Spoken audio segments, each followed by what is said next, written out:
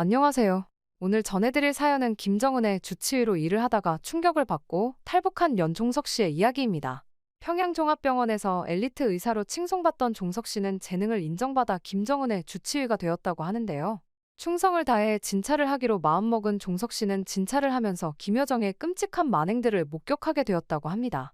결국 이후에 죽을 위기에 처하게 된 종석 씨는 살기 위해서 탈북을 선택했다고 하는데요.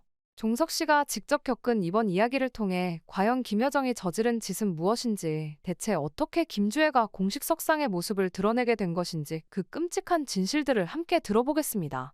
안녕하세요. 저는 탈북을 해서 한국에 온 지 벌써 6년이 된 연종석이라고 합니다. 얼마 전 뉴스에서 김여정이 김주애에게 고개를 숙인 모습을 보면서 제가 겪은 일이 떠올라 이야기를 해보려 해요. 너무나도 끔찍해 누구에게도 하지 못한 말이었지만 이제는 용기를 내보려 합니다. 저는 북한에서 엘리트 의사로 칭송받으며 일해왔어요. 제가 평양종합병원에서 엘리트 의사로 정받을 수 있던 것은 정말 행운이었죠. 북한에서 의사가 되기까지 정말 많은 노력이 필요하거든요.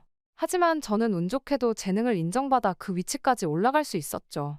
그런데 어느 날 갑자기 김여정에게 부름을 받았어요. 너무나도 긴장이 되었죠. 남한에 와보니 여기서도 독설이나 오물풍선 때문에 좀 강한 성격으로 알려져 있던데 북한에서도 사람들이 좀 두려워하는 존재예요.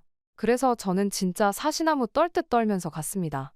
떨리는 마음으로 김여정을 만나러 갔을 때 들은 말은 더 놀라웠어요. 저더러 김정은 위원장님의 주치의를 맡으라는 거예요. 당연히 깜짝 놀랐죠. 그런 중요한 자리를 제가 맡게 될 줄은 상상도 못했거든요. 심지어 제 예상과는 다르게 매우 친절한 태도와 미소를 지으며 이야기를 하더라고요. 덕분에 그 순간 마음이 놓여지기도 했지만 그때는 알지 못했죠. 그 미소가 어떤 것을 뜻하는지 말이에요. 이야기를 나누면서 좋은 기회라고 느끼기는 했지만 곧바로 엄청난 중압감이 밀려왔어요. 여기서 조금이라도 실수하면 목숨을 잃을 수도 있는 자리니까요. 주변 동료 의사들은 부러운 눈빛으로 절 봤고 다들 제 눈치를 보기 시작했습니다. 어쨌든 실수만 하지 않는다면 앞으로 승승장구할 수 있는 기회이기도 하잖아요. 그래서 결심했죠. 이를 악물고라도 이 기회를 놓치지 말아야겠다고요. 김정은 위원장님을 처음 진료하던 날이 아직도 생생해요.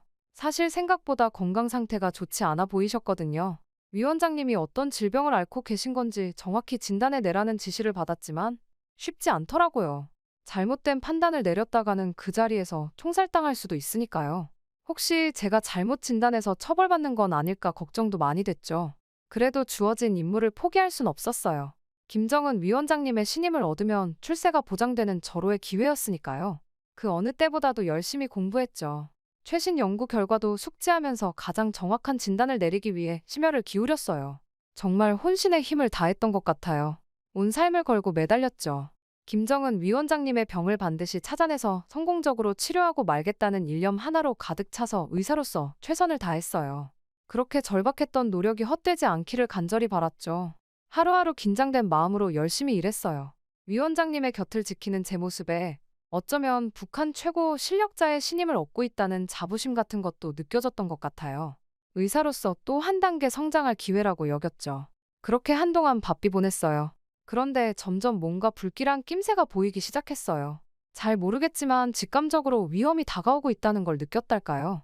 그 불안감을 애써 떨치며 계속 힘냈죠. 하지만 그것이 폭풍전야였다는 건 전혀 예상하지 못했어요. 시간이 갈수록 조금씩 저는 이상한 점을 느끼기 시작했습니다. 김정은 위원장님 진료를 마칠 때마다 김여정이 따로 저를 불러내더라고요. 김정은 위원장님의 건강 상태에 대해 물어보는데 어쩐지 집요한 느낌이 들었어요. 마치 위원장님의 병이 제대로 낫지 않길 바라는 것 같은 인상을 받았달까요? 아직 좋지 않다는 답변을 내놓을 때마다 김여정은 알 수 없는 만족스러운 미소를 짓고는 했어요. 솔직히 좀 당황스러웠죠. 김여정의 그런 태도가 왠지 심상치 않았으니까요. 그 애매모호한 눈빛 속에서 무언가 음험한 계산이 느껴졌어요.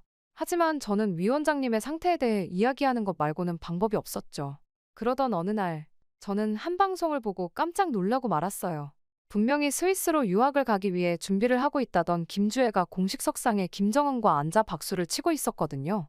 김정은을 치료하러 갈 때마다 김주애가 스위스로 유학을 가는 것에 들떠 행복해하고 있다는 이야기를 들은 적이 한두 번이 아닌데 이런 시점에서 갑자기 공식 석상이라는 불길함이 느껴졌어요. 김정은에게 무슨 일이 생긴 것이 분명했죠. 그렇지 않고서야 스위스로 보내려던 자신의 딸을 갑자기 저런 자리에 데리고 나갈 이유가 없으니까요. 아니나 다를까 위원장님께서 갑자기 쓰러지셨다는 소식을 듣게 됐어요. 급히 달려가 보니 침대에 피를 토하며 누워 계셨죠. 옆에는 김여정이 서 있었는데 표정이 심상치 않아 보였죠. 제가 치료를 시작하자 김정은은 모든 사람들에게 나가보라고 했어요. 김여정은 저를 바라보며 또 알 수 없는 미소를 짓더니 밖으로 나갔죠. 알 수 없는 찜찜함이 느껴졌지만 사태의 심각성을 느낀 저는 황급히 응급처치를 하기 시작했습니다. 정신없이 의료 장비를 동원하고 최선을 다해 치료했지만 상태는 좀처럼 호전되지 않았어요. 식은땀이 등줄기를 타고 흘러내렸죠. 그런데 갑자기 김정은이 제 손목을 꽉 잡더니 끔찍한 말을 하는 거예요. 자신을 제대로 치료하지 않으면 너는 죽게 될 것이라면서 죽고 싶지 않다면 제대로 치료하라고 하더군요. 그 눈빛은 진심이었어요. 저는 너무 무서워 얼굴이 하얗게 질렸어요. 공포에 몸이 굳어서 꼼짝도 할 수가 없었죠. 제발 버텨주세요. 꼭 살려내겠습니다. 제발요. 저는 떨리는 목소리로 애원하며 치료를 했지만 별 소용이 없었어요. 이제껏 조금씩 괜찮아지는 듯 했는데 갑자기 이렇게 된 이유를 찾아내는 것이 쉽지 않았거든요. 그렇게 밤새 사투를 벌이다 가까스로 위기를 넘겼죠. 그때의 공포가 아직도 잊히지 않아요. 문득 김여정이 수상하다는 생각이 들더라고요. 물론 증거는 없었지만 무언가 꿍꿍이가 있어 보였달까요? 그러던 중 김정은 위원장님께 드릴 약을 준비하다가 깜짝 놀랐어요. 제가 처방한 약병 속에 이상한 가루가 섞여 있는 게 아니겠어요?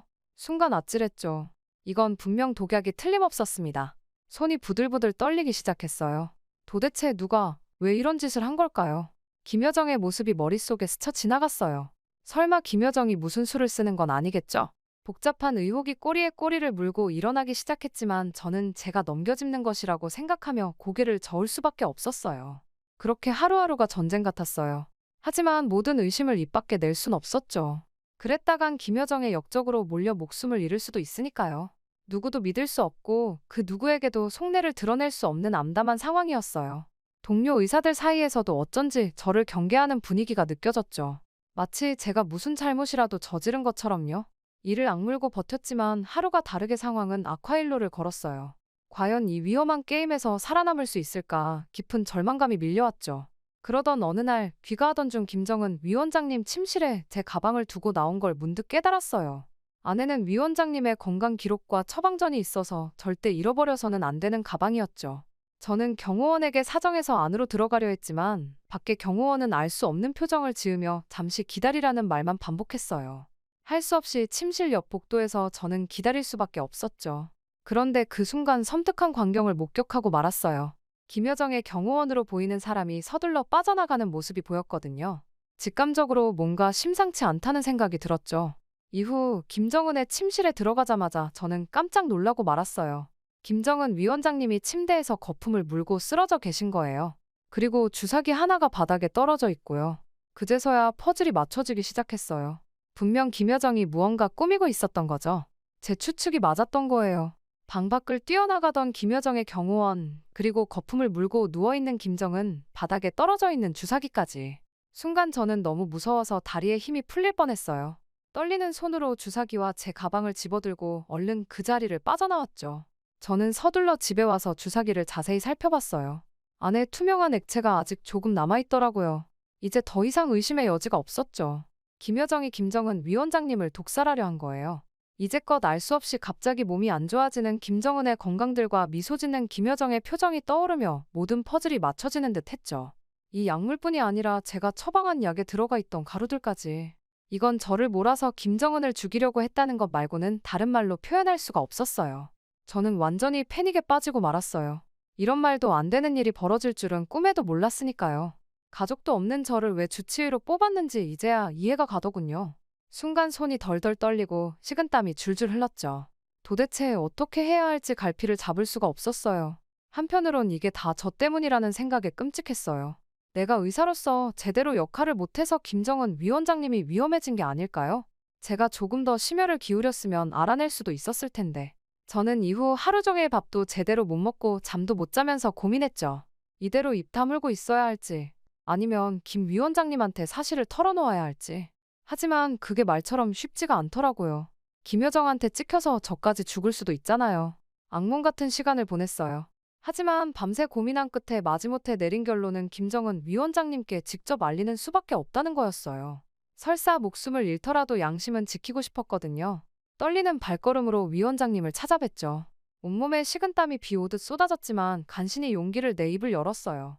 제가 목격한 김여정의 모의를 낱낱이 고했죠. 그런데 반응이 영 이상하시더라고요.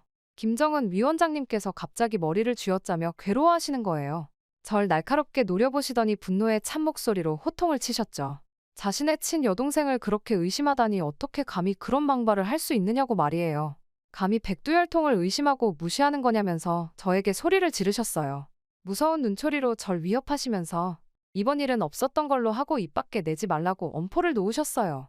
만약 이 얘기가 새어나가면 내가 어떤 운명을 맞을지 뻔하다는 협박도 잊지 않으시더군요.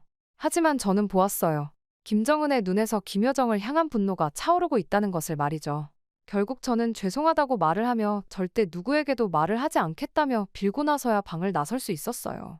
하지만 제 목숨이 위태로워졌다는 것 또한 알 수가 있었죠. 방을 나서면서 머리가 하얘지는 기분이었어요. 저는 그저 진실을 알리려던 것뿐인데 이게 왜 죄가 되는 걸까요? 멍한 표정으로 그 자리를 나왔어요. 어쩌면 김정은 위원장님도 이미 김여정에게 넘어간 게 아닐까요? 암담한 상황에 빠져들수록 절망감이 깊어만 갔죠. 밖으로 나가면서 경호원 또한 저를 심상치 않게 쳐다보는 것을 느끼며 저는 빠르게 집을 빠져나갈 수밖에 없었습니다. 다음 날 또 다시 김정은의 진단을 하러 갈 때의 발걸음은 평소보다도 훨씬 더 무거웠어요. 큰일을 겪고 나니 이제는 정신이 온전치 않아지는 것 같더라고요. 하지만 어쩌겠어요. 제가 할 수 있는 것이라고는 더욱더 열심히 진단하고 혹시나 다른 약물이 섞여 들어간 것은 아닌지 더 날을 세우고 확인하는 것뿐인걸요. 그렇게 다시 한번 살얼음판을 걷는 듯한 진단을 마치고 나가려고 하는데 김여정이 들어왔어요. 그런데 평소와는 김여정이 좀 달라 보였어요. 제가 진단을 할 때마다 알 수 없는 미소를 짓던 김여정이 이번에는 저를 완전히 흘겨보면서 날카롭게 나가라고 하지 않겠어요? 그 섬뜩한 표정을 보자마자 저는 그 자리를 빠르게 나설 수밖에 없었어요. 문을 나서서 복도를 뛰어가려는 순간 누군가가 뒤에서 저를 부르는 것이 느껴졌어요. 긴장한 몸에 털이 쭈뼛 서는 것이 느껴졌죠. 뒤를 돌아보니 문 앞에 항상 있던 저를 심상치 않은 눈으로 바라보고 가방을 두고 왔을 때도 저를 만류했던 그 경호원이 서 있었죠. 그는 저에게 아무도 없는 곳으로 가자더니 믿기 힘든 말을 하기 시작했어요.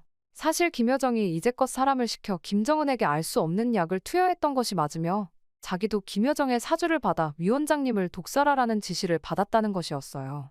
양심의 가책을 느껴 차마 그 일을 저지르지는 못해 죽을 수도 있었지만 앞으로 김여정의 경호원이 드나드는 것을 입 다무는 것을 조건으로 목숨만은 부지할 수 있었다고 하더군요. 이후 이런 일들이 계속되었지만 자신은 김여정의 위협 때문에 입을 다물 수밖에 없었다고 했어요. 이제 와서 말하는 이유는 바로 저 때문이라는 거예요. 제가 김정은 위원장님께 직접 알려버려서 김여정도 함부로 날뛰긴 어려워져 다행이긴 하지만 분명 무슨 일이 일어나긴 할 거라고요.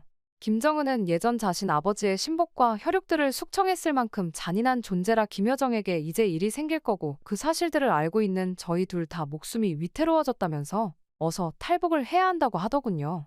저에게 말해주는 이유는 이제껏 정말 성심성의껏 일을 하는 모습이 안쓰러웠기 때문이라고 했어요.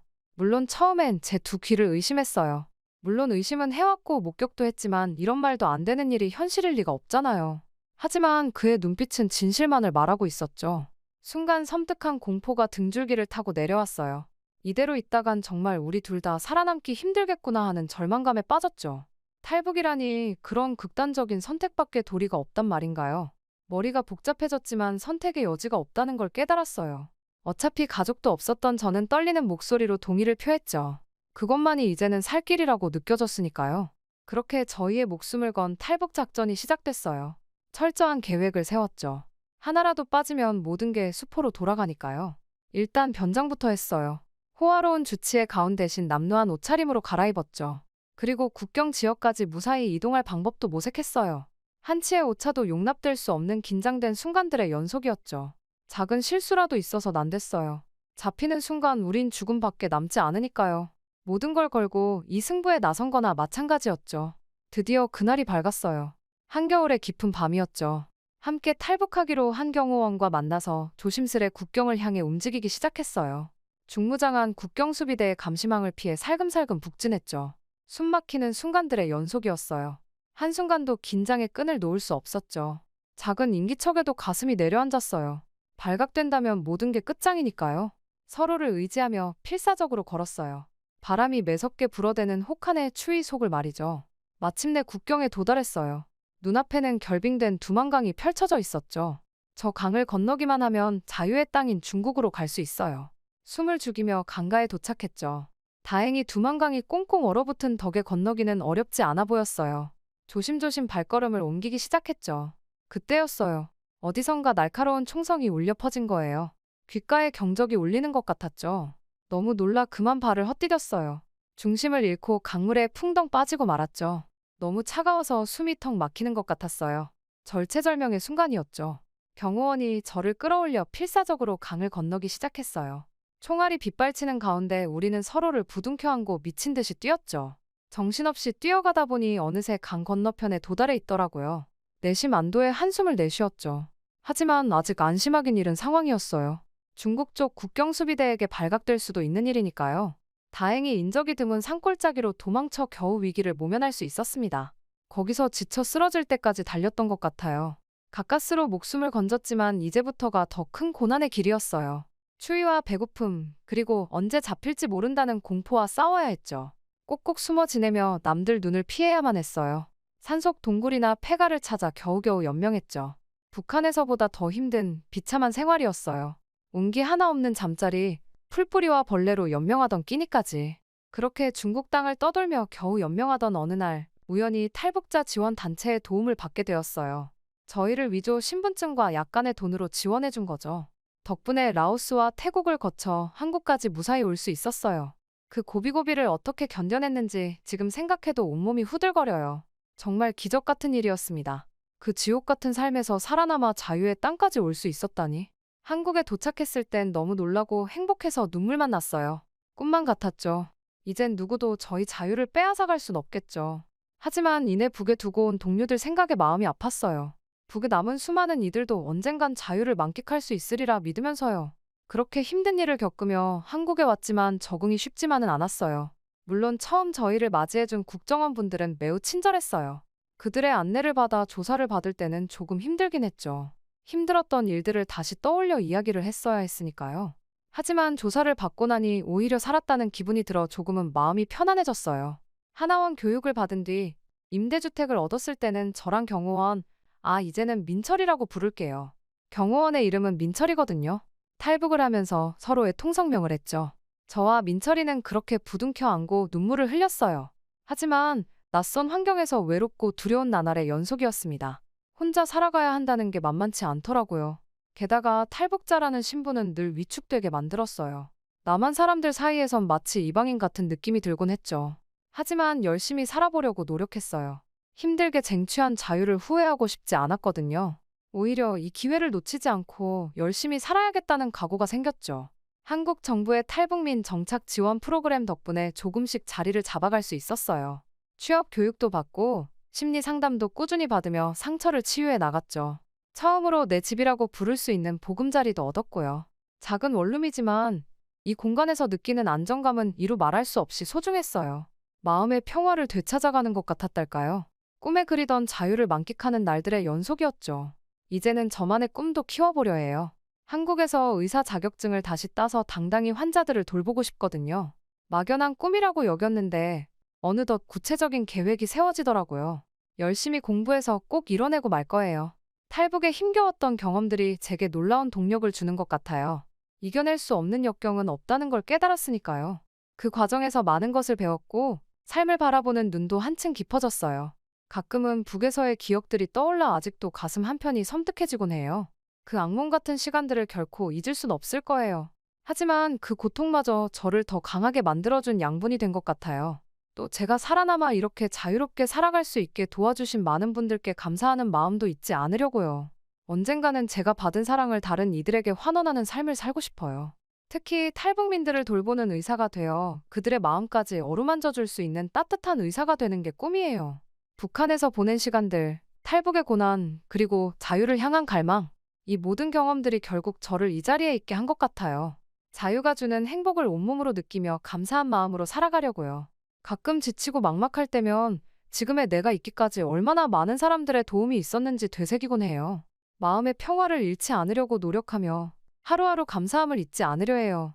그렇게 한 걸음 한 걸음 나아가다 보면 언젠가는 제가 꿈꾸는 삶에 다다를 수 있으리라 믿어요.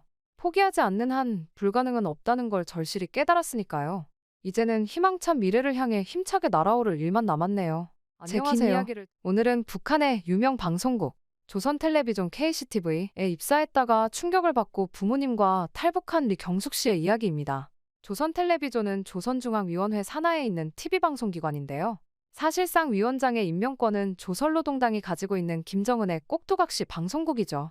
예쁜 얼굴에 책과 글을 좋아하던 경숙 씨는 이 조선 텔레비전에 들어갔다가 이제까지의 북한의 방송 실체에 대해서 알게 되어버리고 입에 담지 못할 일까지 당하게 되면서 결국 탈북을 감행했다고 하는데요. 경숙 씨가 직접 겪은 이번 이야기를 통해 김정은이 조종하는 방송은 대체 어디까지가 진실인지, 대체 방송국에서 무슨 일이 일어나고 있는 건지 함께 들어보겠습니다. 안녕하세요. 저는 리경숙이라고 해요. 어릴 때부터 책 읽기를 좋아했던 저는 먼지 날리는 시골 마을에서 자랐어요. 매우 가난한 가정에서 자랐죠. 얼마나 가난했냐고요? 흙을 파먹을 때도 있었고 개미를 집어서 먹을 때도 있었어요. 어느 정도인지 아시겠죠? 그런데도 먹을 게 없을 때면 저는 늘 책을 읽곤 했어요. 책 속으로 빠져들면 잠시나마 굶주림을 잊을 수 있었거든요. 책 속 주인공이 되어 상상의 나래를 펼치는 게 저희 낙이었답니다. 그렇게 책을 읽다 보니 저는 자연스럽게 글을 쓰는 것을 좋아하게 되었어요. 더 배우고 싶다는 마음에 미친 듯이 공부한 끝에 평양의 명문 평양종합대학교에 입학했죠. 아, 평양종합대학교가 무슨 대학교냐고요? 남한으로 치면 서울대학교라고 생각하시면 되겠네요. 북한의 엘리트들이 모이는 학교랍니다. 그러니 입학했을 때 제가 얼마나 기뻤을지 상상이 가시죠? 저는 대학에서 시와 소설에 대해 더 깊이 배우면서 실력이 점점 늘어갔어요. 곧잘 써내는 글로 교내 문학상도 받았죠. 주변에서는 제가 앞으로 북한의 혁명문학을 이끌 인재라며 칭찬이 자자했어요. 특히 은사이신 리병철 교수님은 절 높이 사주셨죠. 덕분에 교수님의 적극적인 추천으로 졸업과 동시에 조선중앙TV라고 불리기도 했던 유명 방송국인 중앙텔레비전에 발을 들일 수 있었어요. 그야말로 꿈같은 일이었죠. 남한으로 치면 가장 유명한 3사 KBS, SBS, MBC 중 한 곳에 붙었다고 생각하시면 된답니다. 글을 쓰는 사람으로서는 굉장히 들뜰 수밖에 없는 기회였죠.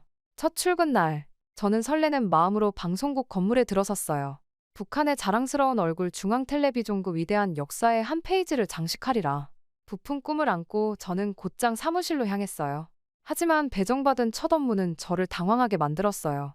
제가 원했던 드라마 작가가 아니라 인터뷰 대본을 작성하는 것이었거든요.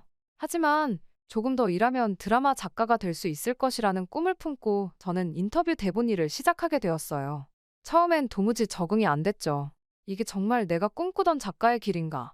하지만 회의감이 들 때마다 선배들의 충고가 떠올랐어요. 여기서 살아남으려거든 그냥 시키는 대로 해. 말 한마디 잘못했다간 너도 내 가족도 끝장이야. 그 말에 등골이 순간 오싹해지더군요.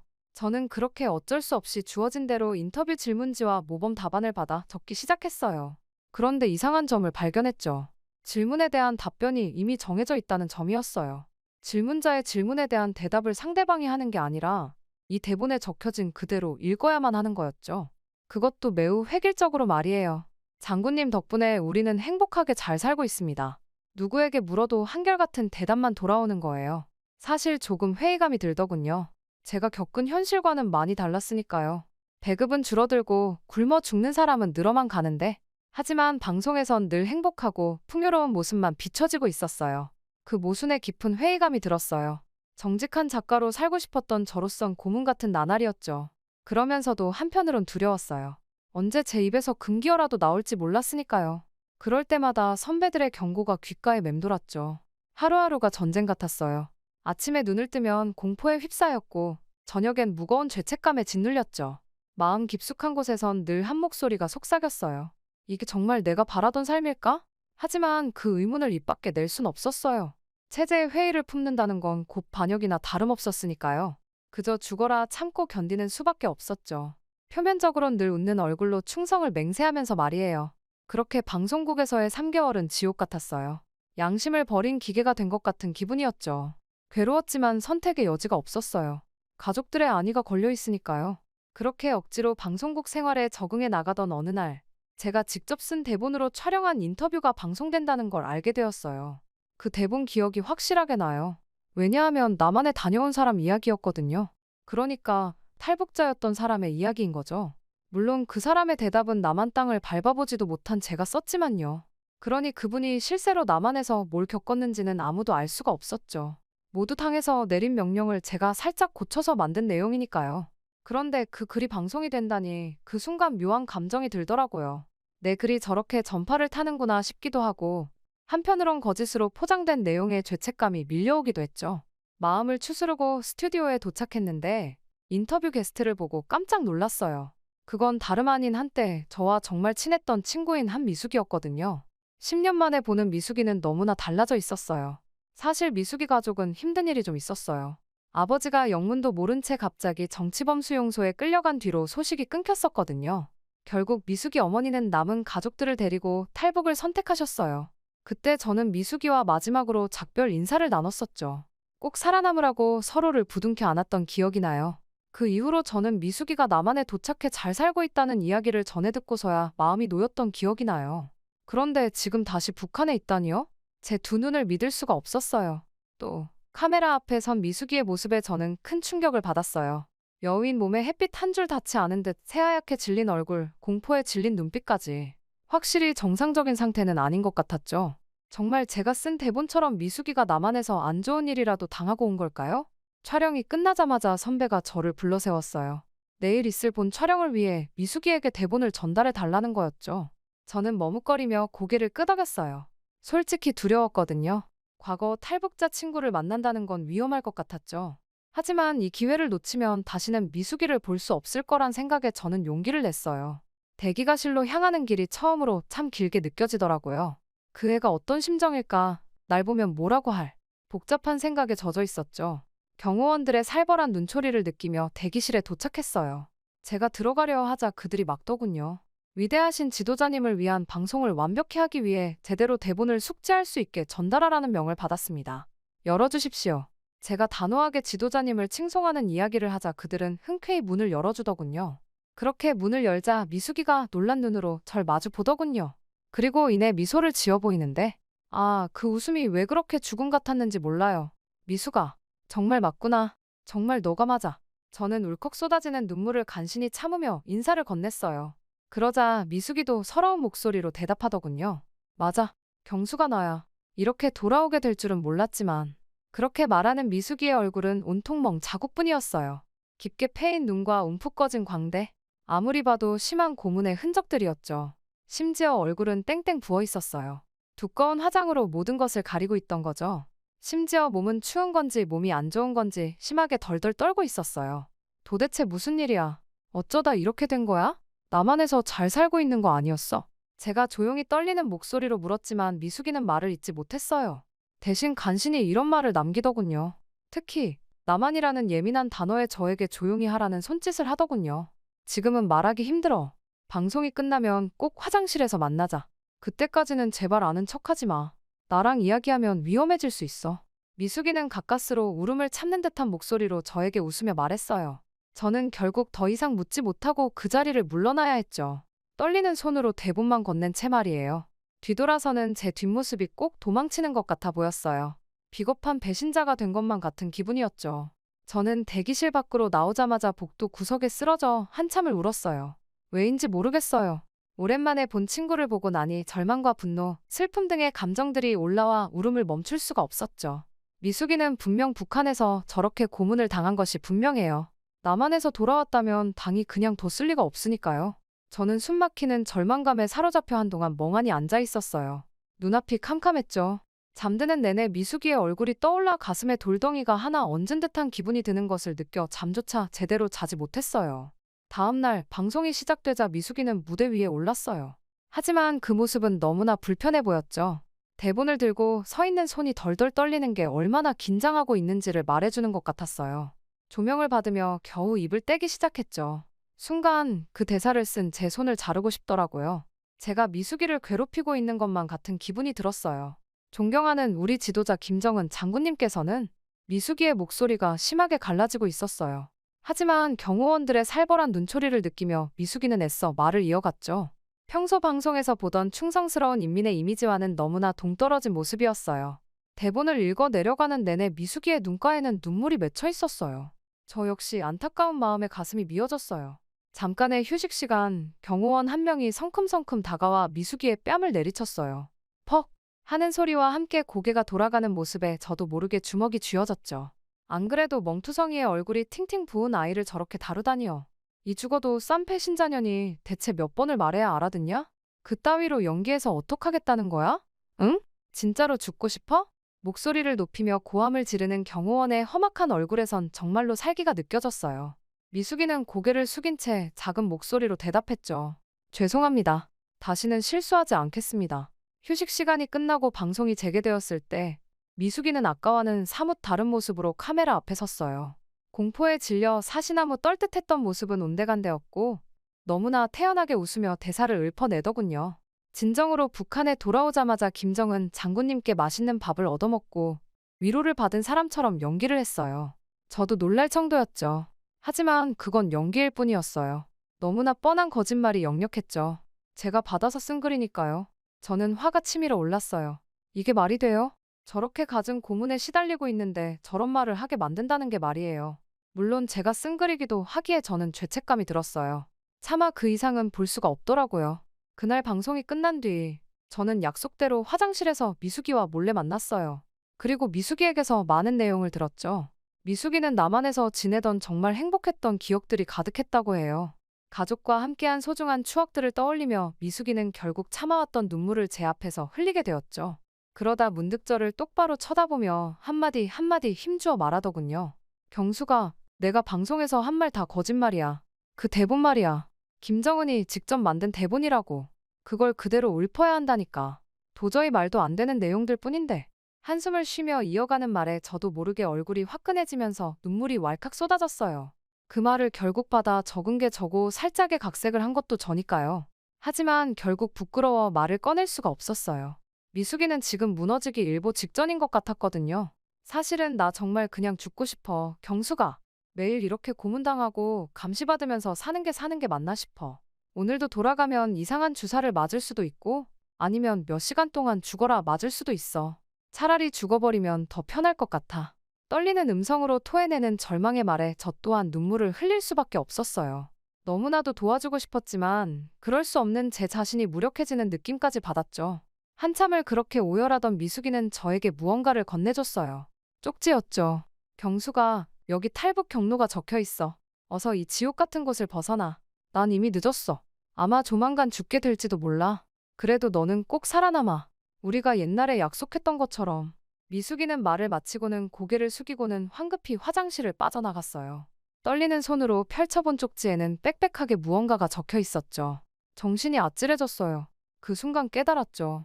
이건 미숙이가 저에게 남긴 마지막 선물이자 절규였다는걸요. 그 뒤로도 미숙이를 직접 보지는 못했지만 TV로 볼 수가 있었어요.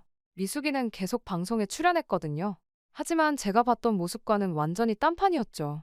미숙이는 환한 미소를 짓고 열정적으로 북한 체제를 찬양하는 연기를 하고 있었으니까요.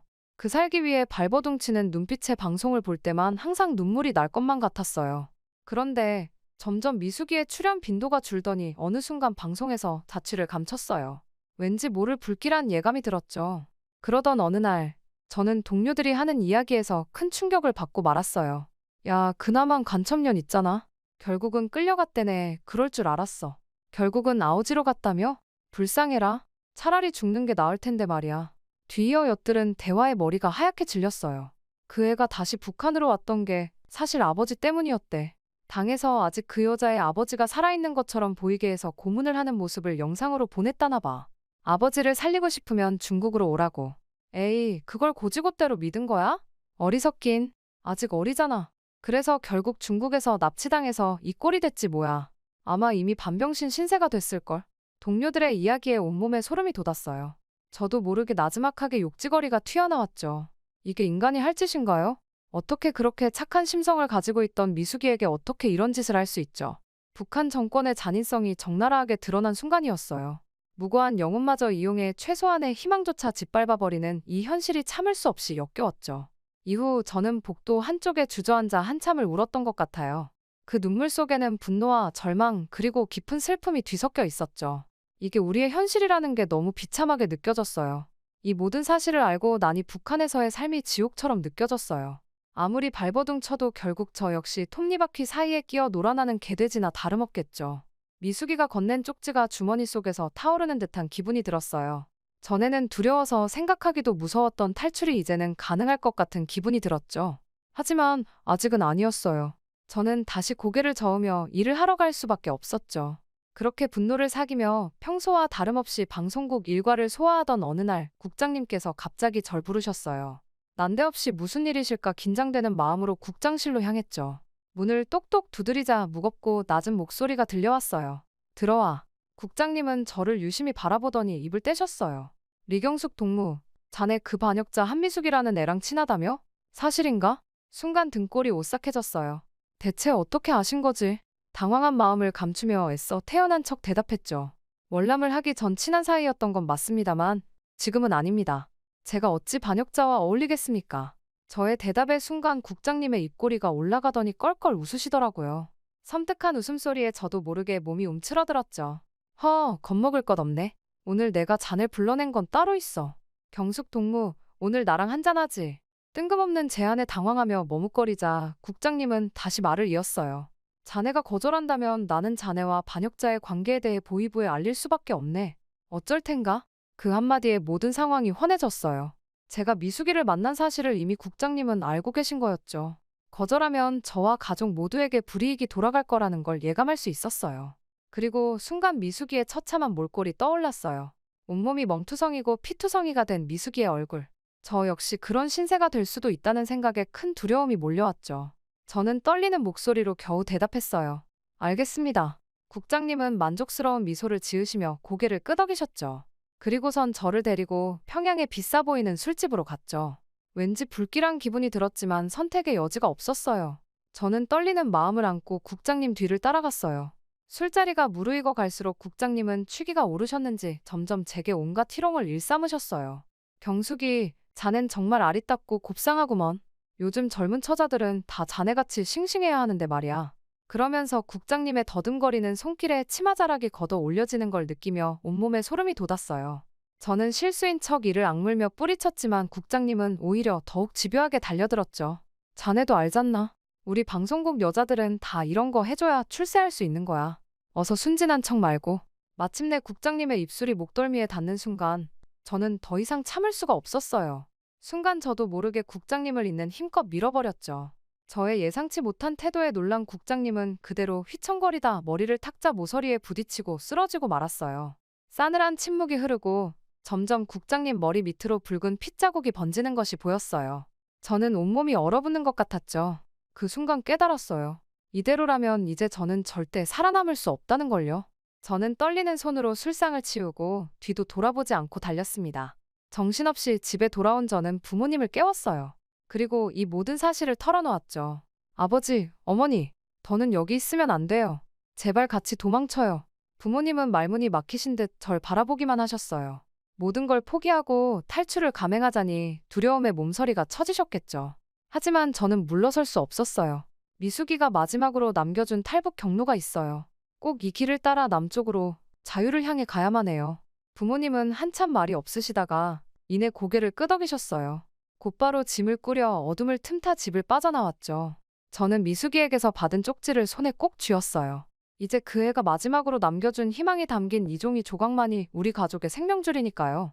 깊은 한숨을 내쉬며 압록강을 향해 발걸음을 옮겼어요. 지금 이 순간이 북한에서의 마지막 밤이 될 것이라는 걸 뼛속 깊이 느꼈죠. 두렵고 떨렸지만 한편으론 묘한 해방감이 밀려왔어요. 잠시 뒤돌아 평양의 불빛을 바라봤어요. 저 화려한 불빛 속에 감춰진 민초들의 고통이 보이는 듯했죠. 마치 제 영혼이 저 안에 갇혀있는 것만 같았어요. 침묵을 깨고 어머니의 목소리가 들려왔어요. 얘야, 어서 가자. 이 길이 우리가 살 수 있는 유일한 길이란다. 다시 앞을 보며 천천히 발걸음을 떼었어요. 자유를 향한 험난한 여정이 시작되는 순간이었죠. 오늘의 이 선택이 우리 가족에겐 마지막 기회라는 걸 알기에 한 걸음 한 걸음이 간절했어요. 저 멀리 펼쳐진 어둠 속 희망의 빛이 우릴 부르는 것만 같았어요. 두려움과 설렘이 뒤섞인 복잡한 심경으로 국경을 향해 달려갔죠. 우여곡절 끝에 압록강에 도착했을 때 저는 결연한 다짐을 했어요. 미숙아, 약속 반드시 지킬게. 자유를 쟁취하고 말 거야. 그렇게 우리 가족은 차가운 강물에 뛰어들어 필사적으로 헤엄쳤어요. 온몸이 얼어붙는 것 같았지만 멈출 수 없었죠. 뒤에서는 총성이 요란했어요. 눈앞이 캄캄해질 정도로 공포에 질렸지만 한편으론 묘한 해방감이 밀려왔어요. 이제 저들은 우릴 잡을 수 없어. 그 생각에 더욱 힘을 내어 물살을 가르며 나아갔죠. 부모님도 필사적으로 저를 따라오고 계셨어요. 아버지는 심지어 저보다 앞서 나가시며 탈출 루트를 확인하고 계셨죠. 어머니 역시 지칠 줄 모르고 강을 건너셨어요. 간신히 압록강 건너편 기슭에 도착했을 때 무릎에 힘이 풀려 그대로 쓰러지고 싶었지만 시간이 없었어요. 지체할수록 위험할 테니까요. 숨을 고르며 빠르게 숲속으로 향했어요. 미숙이에게 들은 대로라면 이 근방 어딘가에 탈북자들을 돕는 지하교회가 있다고 했죠. 한참을 더듬더듬 길을 찾아 헤매던 중 멀리서 작은 불빛이 보였어요. 그곳이 바로 은신처였어요. 조그마한 교회 건물 안에는 저희 가족처럼 탈북의 길에 오른 이들이 몇 있더라고요. 모두들 지쳐 보였지만 그 눈빛만큼은 희망으로 반짝였죠. 담임 목사님은 저희를 반갑게 맞아주셨어요. 위로와 격려의 말씀을 건네시며 따뜻한 음식까지 내어주셨죠. 그렇게 잠시나마 안식을 취하고 다음 행선지를 알려주셨어요. 사실 중국을 떠나 어디로 가야 할지 그 이후의 경로는 막막하기만 했지만 친절한 교회 사람들의 도움으로 저희는 방법들을 찾아낼 수 있었어요. 그렇게 몇 달 동안 갖은 고생 끝에 저희는 겨우 라오스 국경까지 도착할 수 있었어요. 현지 브로커들의 도움을 받아 산길과 밀림을 뚫고 태국으로 넘어갔죠. 그리고 마침내 우리 가족은 한국 땅을 밟게 되었습니다. 비행기에서 내리는 순간 저는 울음을 터뜨리고 말았어요. 자유로운 대한민국. 그 땅에 발을 내딛는 이 순간이 얼마나 꿈같고 벅차던지. 옆에 있던 어머니도 아버지도 눈물을 훔치셨죠. 줄지어 선 한국 경찰들 틈으로 이동하며 우리는 국정원 요원들의 안내를 받았어요. 간단한 신원 확인을 거쳐 하나원이라는 정착 지원 시설로 향했죠. 처음 겪어보는 풍경에 긴장했지만 모두들 친절하고 상냥하게 대해주셨어요. 조사관분들은 북한에서의 우리 삶에 대해 꼬치꼬치 묻긴 했지만 그건 당연한 절차였겠죠. 하나원에서의 시간 정신없이 지나갔어요. 남한 사회 적응 교육, 진로 상담, 정서 지원까지. 이 모든 게 낯설고 어색했지만 한편으론 감사했어요. 새 삶을 시작하는데 이만한 도움이 없을 테니까요. 교육을 마치고 저희 가족은 서울 변두리의 한 임대 아파트에 자리를 잡았어요. 살림살이는 걱정할 필요 없다며 정부에서 지원금까지 나왔죠. 탈북민들을 위한 배려인 듯 했어요. 이사 첫날 텅 빈 집 한가운데 맨바닥에 앉아 한참을 울었던 게 기억나요. 북한에서의 지난 날들, 잃어버린 것들, 영영 만나지 못할 사람들. 떠오르는 기억에 가슴이 미어졌죠. 문득 미숙이 생각이 났어요. 아직 소식을 모르지만 제 친구는 저 북녘 어딘가에 있겠죠. 미숙이를 구하지 못한 것, 끝내 믿어주지 못했던 제 자신이 그렇게 미웠어요. 다시는 그런 후회 없이 살고 싶었어요.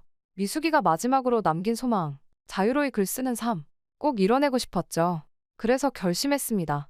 제 이야기를, 아니 우리들의 이야기를 써내려가기로요. 한국에서의 시간이 흐르며 저는 많은 걸 배웠어요. 자유가 주는 행복과 동시에 책임감도 느꼈죠. 때론 북한에서의 삶이 그리워지기도 했지만 지금 누리는 자유를 떠올리면 이내 마음을 다잡았어요. 새벽녘, 창밖을 물끄러미 바라보며 생각에 잠기고는 해요. 눈앞에 화려하게 펼쳐진 서울의 야경이 눈부시게 빛나고 있어요. 그래, 잘 왔어. 이곳이야말로 우리가 바라던 세상이야. 이제 막 시작이지만 가장 소중한 걸 쟁취했다는 기쁨에 미소 지었어요. 여기, 자유가 숨쉬는 이곳에서부터 새 삶이 시작되는 거예요. 하늘에 대고 속삭였죠. 미숙아, 해냈어. 이젠 당당히 살 수 있게 됐어. 하염없이 눈물을 흘렸던 그날의 감격을 평생 잊지 못할 거예요. 한국행을 꿈꿨던 저와 가족들, 그리고 북한에 두고 온 이들을 위해 살아가리라 마음먹은 순간이었으니까요. 전 아직도 밤하늘의 별을 보며 북녘 땅을 생각해요. 언젠가 저 하늘 아래 모두가 자유로워질 그날을 꿈꾸며 오늘도 희망을 노래합니다. 우리 민족 모두의 해방을 위해 작은 촛불을 밝히는 심정으로요. 탈북 이후 남한에서의 삶은 기대 반 두려움 반이었어요. 자유로운 대한민국에서 살게 되리라곤 꿈에도 몰랐던 일이니까요. 그러나 한편으론 가족들과 함께 무사히 정착할 수 있을지 노심초사하기도 했죠. 운 좋게도 우리 가족은 한국 정부의 전폭적인 지원을 받을 수 있었어요. 안정적인 주거 공간은 물론이고 생활비와 교육비까지 보조해 주셨죠. 그 덕분에 아버지는 운전면허를 따서 택시 운전을 시작하셨고 어머니도 식당 일을 배우셨어요. 한동안은 모든 게 낯설고 어색하기만 했지만 차츰 적응해 나갈 수 있었죠. 처음엔 길을 잃을까봐 집 근처만 겁내 돌아다녔는데 이젠 서울 시내 구석구석을 누비며 당당히 걸어다녀요. 북한에서의 억압된 삶이 마치 먼 과거의 일처럼 느껴질 때도 있죠. 특히 저에겐 글쓰기가 큰 힘이 되어 주고 있어요. 탈북민 센터나 도서관에서 글쓰기 수업도 듣고 독후감 공모전도 나가보고 있죠. 자유롭게 창작할 수 있다는 것, 그게 얼마나 감사한 일인지 몰라요. 그런데도 미숙이 생각이 가슴 한편을 늘 아프게 해요. 지금 그 애는 어떻게 살고 있을까요? 심지어 무사할지조차 알 수 없으니까요. 사람만 있다면 언젠가 만날 수 있지 않을까요? 가끔은 환상을 하기도 해요. 어느 날 갑자기 미숙이가 연락을 해올 거라고요. 함께 남한에 와서 자유를 만끽하자고 할 거라고요. 그래서 저는 결심했어요. 탈북민들의 이야기를 꼭 책으로 써내리라고요. 미숙이를 비롯한 수많은 북한 주민들의 고통을 알리고 그들에게도 자유가 필요함을 호소하고 싶었죠. 지금 당장은 서툴고 조악할지 모르지만 마음만은 간절하니까요. 남한에서의 생활이 벌써 1년이 훌쩍 넘었네요. 여전히 낯선 게 많지만 그래도 충분히 잘 적응하고 있다고 자부해요. 이곳에서 차근차근 제 인생을 개척해 나가고 있으니까요. 물론 앞으로도 숱한 어려움이 기다리고 있겠죠. 편견과 차별의 시선도 감내해야 할 거고요. 하지만 포기하지 않을 거예요. 이 자유를 향한 갈망이 제 삶의 원동력이 되어줄 테니까요. 어쩌면 지금의 저는 미숙이가 그토록 바라던 모습 아닐까요? 자유롭고 당당하게 제 삶을 개척해 나가는 모습 말이에요. 비록 함께 이루지는 못했지만 그의 희생이 헛되지 않도록 열심히 살아가는 게 제 소명이라고 생각해요. 가끔 하늘을 보며 속삭여요. 고마워, 미숙아. 내 덕분에 여기까지 올 수 있었어. 넌 영원히 내 가슴속에 살아있을 거야. 어서 그날이 오기를, 그날을 향해 한 걸음 한 걸음 나아가려 해요. 3천만 북녘 동포들이 자유를 얻게 될 그날 말이에요. 분단의 아픔은 반드시 끝나리라 믿어요. 그때를 위해 오늘도 희망의 씨앗을 마음에 심습니다. 작지만 소중한 일상을 묵묵히 살아가는 한 사람 한 사람이 바로 통일의 주역이 될 테니까요. 수많은 탈북민들의 삶이 모여 자유 대한민국을 이뤄낸 것처럼 말이에요. 이제 막 시작된 저희 새 인생. 지난날의 아픔은 잠시 접어두고 밝은 내일을 향해 달려가 보려 해요. 가끔은 좌절도 하겠지만 다시 일어설 거예요. 미숙이 그리고 뜨거운 함성으로 자유를 열망하는 북녘의 동포들 덕분에 말이죠. 우리 모두가 평화롭게 어우러지는 그날까지 지금의 저는 한 걸음 한 걸음 나아가려 해요. 비록 먼 여정이겠지만 결코 혼자가 아니라는 걸 알기에 두렵지 않아요. 이 모든 이야기가 언젠가 희망의 메시지가 되기를 그렇게 소망하며 오늘도 펜을 들어요. 북녘의 동포들에게 그리고 세계의 모든 이들에게 우리 모두가 자유롭게 살 권리가 있음을 그 진실을 알리고 싶어요. 이 글을 읽는 여러분께 묻고 싶어요. 우리가 만들어갈 미래는 어떤 모습일까요? 분단을 넘어 자유와 평화가 깃든 세상? 결코 불가능한 꿈은 아닐 거예요. 저 역시 그 꿈을 향해 한 걸음 한 걸음 나아가려 해요. 가끔 주저앉고 싶을 때면 가슴속에 이렇게 속삭이죠. 넌 결코 혼자가 아니야. 미숙이의 목까지 더 열심히 살아야지. 오늘도 한 발 한 발 리경숙이었습니다. 제 이야기를 귀담아 들어주셔서 감사해요. 앞으로도 응원과 격려 부탁드립니다. 우리 함께 새로운 역사를 써나가요. 평화와 자유가 넘실거리는 그날을 위해.